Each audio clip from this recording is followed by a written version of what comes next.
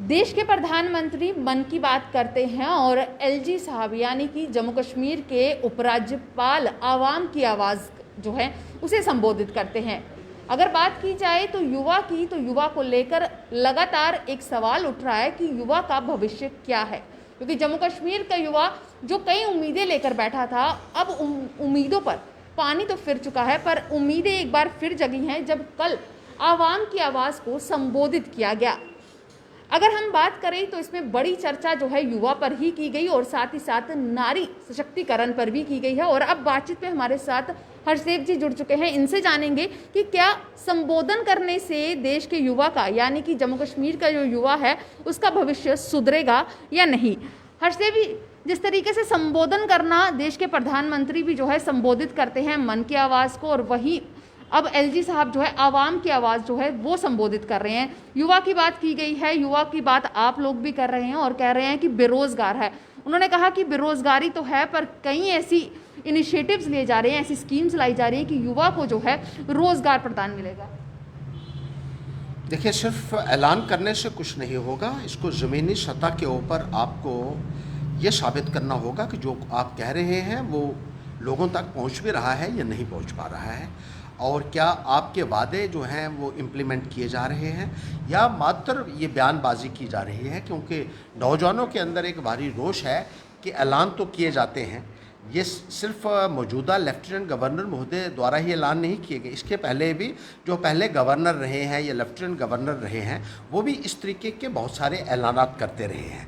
और जिस दिन यहाँ स्टेट रीऑर्गेनाइजेशन हुआ और यूनियन टेरिटरी बनाया गया, तब भी ये कहा गया था कि 50,000 नौकरियाँ जो हैं वो उस वक़्त यहाँ गवर्नर महोदय ने ऐलान किया था कि फौरी तौर पर फास्ट ट्रैक बेसिस के ऊपर लगाई जाएंगी। तो उसका तो कहीं हुआ नहीं, कोई फास्ट ट्रैक नहीं देखा। और एक कह दिया कि एक्सेलरेटेड रिक्रूटमेंट जो है कमेटी जो है उसका गठन हुआ है, वो भी कहीं नहीं दिखी। और ये सारे के सारे वादे, उसके बाद पार्लियामेंट का सेशन हुआ जो 2020 में, पिछले वर्ष की मैं अब आपको बात बताऊं, अब 1.5 साल हो चुका है, उसमें भी ये कहा गया कि 80,000 नौकरियां फौरी तौर पर जम्मू कश्मीर में भरी जाएंगी। लेकिन नौकरियां हैं कहाँ? ऐलान तो आप करते हैं, कभी मन की आवाज़ में ऐलान होते हैं, कभी आवाम की आवाज़ में जो है वो ऐलान होते हैं, लेकिन नौजवानों के हाथ तो कुछ भी नहीं लग रहा है, उनको तो कुछ हासिल नहीं हो रहा है। और नौजवान आज भी सड़कों के ऊपर बैठने के लिए मजबूर है। आज आप देख रहे हैं किस तरीके से एक रुसवाई नौजवानों की हो रही है। लड़के लड़कियां सड़कों के ऊपर बैठे हैं, उनकी बात तक सुनने के लिए कोई तैयार नहीं है, उनको टाइम तक नहीं दिया जाता। जब वो कहते हैं कि हमें अधिकारियों से मिलना है तो अधिकारीगण उनके साथ मिलने के लिए तैयार नहीं हैं।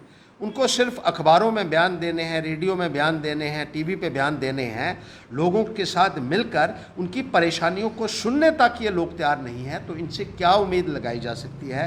और आज हालात ये हैं कि डेली वेजर सड़कों के ऊपर हैं। आज की तारीख में कॉन्ट्रेक्चुअल्स जो हैं वो सड़कों के ऊपर हैं, चाहे वो टीचर्स हैं, लेक्चरर्स हैं, शुमागरा के टीचर्स हैं, डेंटल सर्जन्स हैं, रहबरे खेल के लोग हैं। कुछ लोगों ने तो अब बोलना भी बंद कर दिया है कि उनको पता है कि जब तक बीजेपी की हुकूमत रहेगी उनका कुछ नहीं होने वाला है, कोई सुनवाई उनकी नहीं करने वाला है, कोई उनके मुद्दों के ऊपर अमल दरामद करने वाला नहीं है। बहुत सारे नौजवान जो है, बेरोज़गार नौजवान, ये बात जो अपने दिल में बिठा चुके हैं, जिस तरीके से पिछले 7 वर्षों में उनके साथ ये सलूक होता रहा है। 7 साल पहले जब इलेक्शन हुई तो बीजेपी ने नारा दिया था यूथ एम्पावरमेंट। मैं कहता हूँ बड़े बड़े ग्लैमरस स्लोगन्स देते थे कि नौजवानों की भर्ती के लिए एक बहुत बड़ा पैकेज आ रहा है, एक बोनांजा मिलने जा रहा है नौजवानों को। 7 साल हो गए हैं, ख़ास तौर पर जम्मू के नौजवानों का हिस्सा लगातार घटता गया। जब इनकी बीजेपी और पीडीपी की सरकार बनी तो बीजेपी के लोगों ने तो सिर्फ सरेंडर कर दिया था। 8 या 10% शेयर मुलाजमत में अगर कहीं निकलती थी तो उस वक्त जम्मू के लोगों को मिलता था। और आए दिन हमने देखा कि सर्विस सिलेक्शन बोर्ड के बाहर, पब्लिक सर्विस कमीशन के बाहर, दूसरी रिक्रूटमेंट एजेंसीज के बाहर धरने जो हैं वो नौजवान देते रहते थे और कोई उनकी सुनता नहीं था। आज वो हिस्सा भी जो करता करता करता देख लीजिए आप, फायर सर्विसेज को जो लिस्ट निकली आर्टिकल 370 को अबॉलिश होने के बाद, उसमें 690 लोग लगे, जिसमें से 620 कश्मीर रीजन के और 70 जम्मू के। जो असिस्टेंट प्रोफेसर्स क्लिनिकल पैथोलॉजी में लगे, सारे के सारे कश्मीर के लगाए गए। वर्क सुपरवाइज़र RNB में पोस्टें 76 निकाले गई, सारी की सारी कश्मीर से। इसी तरीके से अभी फिशरीज डिपार्टमेंट में 304 कश्मीर से, 40 जम्मू से। इसी तरीके से जो हेल्थ महकमे में काम करते थे पहले से 1500 लोगों को जम्मू में जो काम करते थे, जो एक प्रोसीजर के तहत लगाए गए थे, उनको भी बाहर निकाल दिया गया, उनको टर्मिनेट कर दिया गया और उसी एसआरओ के तहत जो कश्मीर में काम कर रहे थे उनको कंटिन्यू किया गया। मैं कहता हूं ये कौन सा निज़ाम चल रहा है जम्मू कश्मीर के अंदर? भारतीय जनता पार्टी को 25 सीटें यहाँ के लोगों ने दी और आपने अपनी सारी पावर्स जो है वो जम्मू के लोगों को ही दिखाई कि अब भुगतो। उनको सड़कों के ऊपर यहाँ के बच्चे और बच्चियों ने बूट पॉलिश तक किए, जो पढ़े लिखे नौजवान थे, लेकिन भारतीय जनता पार्टी के नेताओं के कानों में जूं तक नहीं रहेंगी। अगर हम बात करें तो कल ये भी कहा गया कि मिशन यूथ जो है उसे कहीं ना कहीं बढ़ावा दिया जाएगा और इसके तहत जो डेंटल सर्जन है 400 डेंटल सर्जन को जो है वित्तीय सहायता दी जाएगी ताकि वो अपनी प्राइवेट क्लिनिक्स खोल सके। यानी कि नौकरियां नहीं है, क्लिनिक्स खोलने के लिए पैसा मुहैया कराएगा। देखिए, बात उनकी सुनिए जो लोग अफेक्टेड हैं वो क्या चाहते हैं, कभी उनकी बात भी सुनिए, कभी उनको बुलाइए भी कि वो क्या चाहते हैं। इतनी तालीम उन लोगों ने हासिल की है और ज़रूरत है इस वक्त हॉस्पिटल्स के अंदर स्टाफ नहीं है, डॉक्टर्स नहीं है। वो कहते हैं आप अपना काम करो, आपसे लोन लेके काम करना हो तो आपका कौन सा एहसान हो गया इसमें? ये तो लोग खुद भी कर सकते हैं, अपने आप में भी कर सकते हैं। इसमें आपको आवाम की आवाज़ सुनाने की ज़रूरत नहीं है। आप उनकी बात भी सुनिए, लोगों की बात भी सुनिए कि लोग क्या चाहते हैं। कम से कम उनसे मिलिए और उनकी बात जानने की कोशिश, उनके दिल में क्या है, उनके मन में क्या है, वो भी तो जानने की कोशिश कीजिए। लेकिन कोई सुनने वाला नहीं है और ख़ास तौर पर जो बेरोज़गार नौजवान है वो बहुत गुस्से में है, आज की तारीख में बहुत आहत है और बहुत निराश भी है इस निज़ाम से। और वो समझ चुका है, अब जैसे मैंने कहा कि बीजेपी की हुकूमत जब तक रहेगी तब तक बेरोज़गार नौजवानों का कुछ भी होने वाला नहीं है। और इसीलिए शायद वो जो है अब कुछ लोग जो हैं जिन्होंने जो है वो बोलना भी बंद कर दिया है, लेकिन उनके हक़ के लिए पैंथर्स पार्टी अपनी आवाज़ हमेशा बुलंद करती रहेगी, बोलती रहेगी।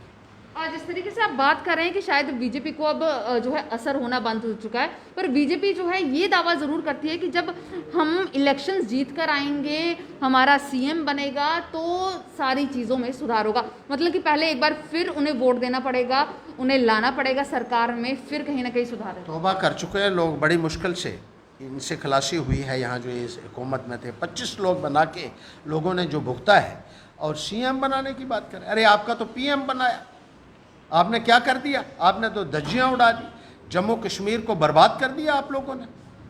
स्टेट का दर्जा भी हमसे छीन लिया, गर्दन के ऊपर तलवार चला दी और लोगों को कहा कि कोई बोलेगा भी नहीं। बोलने का अधिकार तक आप लोगों ने छीन लिया कि जो बोलता है उसको जेल में डाल दो। मैं खुद 58 दिन जब स्टेट का दर्जा छीना गया और उसको यूनियन टेरिटरी बनाया गया तो 58 दिन मुझे भी हाउस अरेस्ट में रखा गया। हम तो राष्ट्रवादी लोग हैं, आपसे ज़्यादा राष्ट्रवादी लोग हैं, ये बीजेपी वाले जान लें। तुम तो कागजी राष्ट्रवादी हो ना, यहाँ के जो नेता हैं बीजेपी के, इनके सामने पाकिस्तान जिंदाबाद के नारे भी लग जाएं तब तो ये खामोश रहते हैं। जो असेंबली में हुआ 25 में से एक एमएलए भी नहीं बोला, और मैं था जो कश्मीर में जाकर उस एमएलए को मैंने पकड़ा कि तेरी जुर्रत कैसे हुई। राष्ट्रवादिता का पाठ पढ़ाने वाले हमसे सीख लें पहले। और जब स्टेट का दर्जा छीन लिया गया तो हमें भी इन्होंने डक दिया वहाँ। यहाँ तो बोलने का अधिकार से भी लोगों को वंचित रखा जाता है। ये है भारतीय जनता पार्टी का असली, लेकिन लोग समझ चुके हैं अब इनको सिर्फ सत्ता चाहिए और लोगों को दबाकर, डराकर, धमकाकर ये नहीं चल पाएंगे। ये उनको समझना होगा, लोगों को कुछ देना होगा। विकास के नारे आपके जो है वो खोखले साबित हुए हैं। जम्मू के अवाम को ख़ास तौर पर सिर्फ लॉलीपॉप मिले हैं, जुमले मिले हैं। मुझे बता दीजिए कि क्या मिला जम्मू के लोगों को और ख़ास तौर पर नौजवानों को, जिनके बारे में आज हम यहाँ जिक्र कर रहे हैं। नौजवान की ही बात हो रही है, उसी पर बात करेंगे। जिस तरीके से आप कह रहे हैं कि भेदभाव जो है वो नहीं ख़त्म हुआ है, क्योंकि जिस तरीके से जो पहले एक हमेशा सा रहा है, ये बात रही है कि जम्मू और कश्मीर के जो नौजवान हैं उनके अंदर भेदभाव कभी ख़त्म